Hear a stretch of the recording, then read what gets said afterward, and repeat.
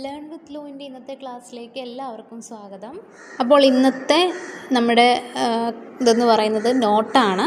നമ്മുടെ EVSൻ്റെ 8ാമത്തെ പാഠത്തിലെ home and nest എന്ന പാഠത്തിലെ നോട്ട്സാണ് ഇന്ന് ഉൾപ്പെടുത്തിയിട്ടുള്ളത്.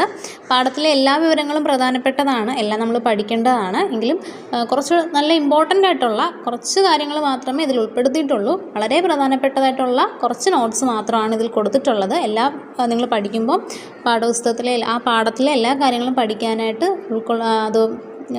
നോക്കാനായിട്ട് ശ്രമിക്കുക. അപ്പോൾ നമുക്ക് ഓരോ ക്വസ്റ്റ്യനും ആൻസേഴ്സ് നോക്കാം. ഇംഗ്ലീഷിലും മലയാളത്തിലും നോട്ട് ഉൾപ്പെടുത്തിയിട്ടുണ്ട്. നമ്മുടെ ആദ്യത്തെ ക്വസ്റ്റ്യൻ എന്ന് പറയുന്നത് why do birds build nest? എന്തിനാണ് പക്ഷികൾ കൂടുണ്ടാക്കുന്നത്? എന്തിനാണ്? രണ്ട് കാര്യങ്ങളാണ് പ്രധാനമായിട്ടുള്ളത്. ടു ലേ എഗ്സ്, ഒന്നെന്താണ്? മുട്ടയിടാനായിട്ടല്ലേ, ടു ലേ എഗ്സ്, മുട്ടയിടാൻ. രണ്ട്, to protect their young ones, അവയുടെ കുഞ്ഞുങ്ങളെ സംരക്ഷിക്കാൻ. ഇനി അടുത്തത് ഈ പിക്ചറിൽ നിങ്ങൾക്ക് കാണാൻ പറ്റുന്നൊരു പക്ഷിയെ കൊടുത്തിട്ടുണ്ട്. Name this bird, what is the peculiarity of this bird? ഈ പക്ഷി ഏതാണ്? എന്താണ് ഈ പക്ഷിയുടെ പ്രത്യേകത? ഏതാണ് ഈ പക്ഷി? കുക്കു അല്ലെങ്കിൽ കുയിലാണല്ലേ. ഇനി ഇതിൻ്റെ പ്രത്യേകത എന്താണ്? Cuckoo lay its egg in the crow's nest. കുയിൽ കാക്കയുടെ കൂട്ടിലാണ് മുട്ടയിടുന്നത്, അതാണ് അതിൻ്റെ പ്രത്യേകത. അതായത് മറ്റുള്ള പക്ഷികളെ അല്ലെങ്കിൽ മറ്റുള്ളവയെ ആശ്രയിച്ച് അല്ലെങ്കിൽ അവയുടെ കൂടിനെ ആശ്രയിച്ച് ജീവിക്കുന്ന ഒരു ജീവിക്ക് ഉദാഹരണം അല്ലെങ്കിൽ പക്ഷിക്ക് ഉദാഹരണമാണ് കുയിൽ അല്ലെങ്കിൽ കുക്കു. അടുത്ത ക്വസ്റ്റ്യൻ നോക്കിക്കേ. ജീവിയും കൂടും വരച്ച് യോജിപ്പിക്കും. നമ്മുടെ ടെക്സ്റ്റ് ബുക്കിലുള്ളൊരു ആക്ടിവിറ്റിയാണ് മാച്ച് ദ ഫോളോയിങ്. അപ്പോൾ ഓരോന്നിനെയും അതിൻ്റെ കൂടുമായിട്ട് മാച്ച് ചെയ്യാനാണ് പറഞ്ഞിരിക്കുന്നത്. ജീവിയും ആ ജീവിയെ അതിൻ്റെ കറക്റ്റ് കൂട്ടിലേക്ക് മാച്ച് ചെയ്യാനായിട്ട് പറഞ്ഞിട്ടുണ്ട്. ആദ്യത്തെ എന്താണ്? ക്രോ. ക്രോയുടെ കൂട് ഇതിലേതാണ്? നമുക്കിതിലേക്ക് മാച്ച് ചെയ്യാം. ക്രോ ഇതിലേക്കാണ് വരുന്നത്.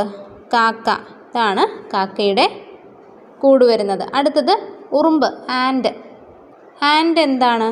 മണ്ണിലല്ലേ, നമ്മൾ പഠിച്ചായിരുന്നു, മണ്ണിൽ. ഇതിലേക്ക് മാച്ച് ചെയ്യാം. അടുത്തത് തേനീച്ച, ഹണി ബി, ഏതാണ്? അത് തേനീച്ച കൂടുണ്ടല്ലേ, ബി ഹൈവ് എന്ന് പറയും. അടുത്തത് വേട്ടാളൻ, അത് നനഞ്ഞ മണ്ണല്ലേ, ചെളിമണ്ണ് ഉപയോഗിച്ചാണ് അത് കൂടുണ്ടാക്കുന്നത്, പോട്ടർ വാസ്പ് എന്ന് പറയും. അപ്പോൾ ഇങ്ങനെ നമ്മൾ മാച്ച് ചെയ്തു. അടുത്ത ക്വസ്റ്റ്യൻ നോക്കിക്കേ. മുട്ടയിട്ട് കുഞ്ഞുങ്ങളെ വിരിയിക്കാൻ മാത്രം കൂടുണ്ടാക്കി താമസിക്കുന്നവ, മറ്റ് ജീവികളുടെ കൂടുകളെ ആശ്രയിക്കുന്നവ. അപ്പോൾ ആദ്യത്തെ ഏതൊക്കെയാണ്? മുട്ടയിടാൻ വേണ്ടി മാത്രം അല്ലെങ്കിൽ കുഞ്ഞുങ്ങളെ വിരിയിക്കാൻ മാത്രം കൂടുണ്ടാക്കുന്നവ ഏതൊക്കെയാണ്? കാക്ക, ആമ അല്ലെങ്കിൽ ക്രോ, ടോർട്ടോയ്സ്. മൃഗങ്ങൾ ഏതൊക്കെയാണ്? ഉറുമ്പ്, മുയൽ, എലി, ആൻഡ്, റാബിറ്റ്, അതുപോലെ തന്നെ rat. Okay.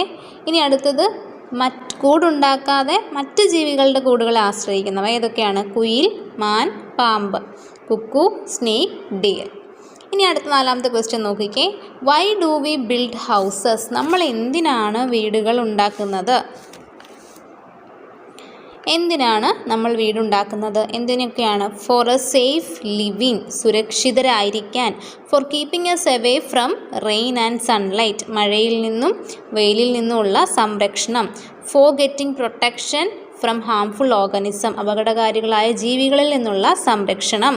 Protection from heat and cold, തണുപ്പിൽ നിന്നും ചൂടിൽ നിന്നുമുള്ള സംരക്ഷണം. അടുത്ത ക്വസ്റ്റ്യൻ നോക്കിക്കേ.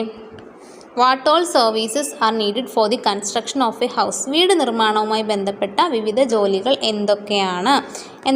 വാൾ മേക്കിംഗ്, മതിൽ നിർമ്മാണം, കാർപ്പൻട്രി, തടിപ്പണി, പെയിൻറ്റിങ്, ഇലക്ട്രിക്കൽ വർക്ക്, വയറിംഗ്, ഇങ്ങനെയുള്ള കാര്യങ്ങളൊക്കെയാണ് വീട് നിർമ്മാണവുമായി ബന്ധപ്പെട്ട ചില പ്രധാന ജോലികളെന്ന് പറയുന്നത്. അടുത്ത ക്വസ്റ്റ്യൻ കണ്ടോ. ഇനി ചില വീടുകളെക്കുറിച്ച് നമ്മൾ പഠിച്ചല്ലേ, അതിൻ്റെ പ്രത്യേകതകളാണ് ഇനി പറയുന്നവ. House is built on pillars, തൂണുകളിൽ ഉയർത്തിക്കെട്ടിയ വീട്. അതിൻ്റെ പ്രത്യേകത എന്താണ്? They are built in flood prone areas, വെള്ളപ്പൊക്കം ഉണ്ടാകാൻ സാധ്യതയുള്ള സ്ഥലങ്ങളിലാണ് ഈ വീടുകൾ നിർമ്മിക്കുന്നത്. They can be built on wooden or concrete pillars, തടിയുടെയോ അല്ലെങ്കിൽ കോൺക്രീറ്റ് തൂണുകളിലോ നമുക്കിത് ഉണ്ടാക്കാനായിട്ട് കഴിയും. അടുത്താണ് ഗ്ലാസ് ഹൗസ്. ഗ്ലാസ് ഹൗസ് എങ്ങനെയാണ്? യൂസസ് ഗ്ലാസ് ഫോർ കൺസ്ട്രക്ഷൻ, നിർമ്മാണത്തിനായിട്ട് ഗ്ലാസ് ഉപയോഗിക്കുന്നു. Receive a lot of light, ഒരുപാട് വെളിച്ചം നമുക്ക് ആ വീട്ടിൽ ലഭിക്കുന്നു. അടുത്താണ് igloo. Found in snowy areas, മഞ്ഞ് പ്രദേശങ്ങളിലാണ് ഇത് കാണപ്പെടുന്നത്. Made of ice blocks, ice കട്ടകൾ ഉപയോഗിച്ചാണിവ ഉണ്ടാക്കുന്നത്. ഇനി അടുത്തതാണ് അപ്പാർട്ട്മെൻറ്റ്സ്. അപ്പാർട്ട്മെൻറ്റ്സിൻ്റെ പ്രത്യേകതകൾ എന്തൊക്കെയാണ്? മെനി ഫ്ലോസ് എന്ന് പറഞ്ഞാൽ എന്താണ്? ഒരുപാട് നിലകൾ ഇവയ്ക്ക് ഉണ്ട്.